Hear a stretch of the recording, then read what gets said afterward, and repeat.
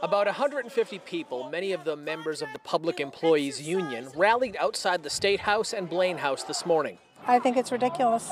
I think it's just politics.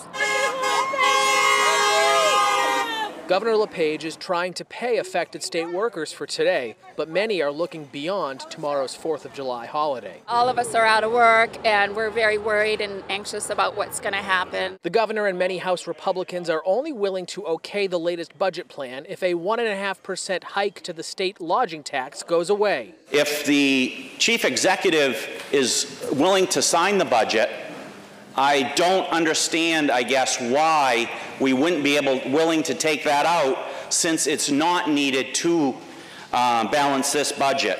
Democrats say that increase, which generates about $20 million over 2 years, stays. They've got a heck of a lot more, some of them, than they deserve.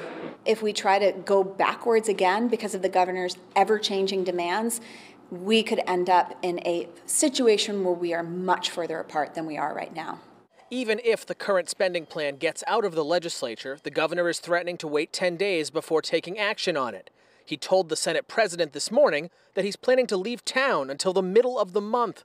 Democratic House Speaker Sarah Gideon is incredulous.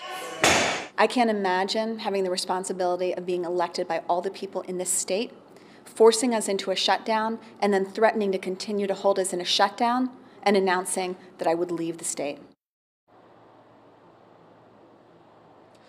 The governor's been spending a lot of time at the Blaine House during this crisis. We did see him here inside the State House just about an hour ago. He went in to address the meeting of the House Republican caucus. It was closed to press. We heard some cheers inside the room. The governor didn't stop to answer questions on his way out. This is going to drag on all night, could drag out into the holiday and maybe through the rest of the week. We'll be here covering it live at the State House. Paul Merrill, WMTW News 8.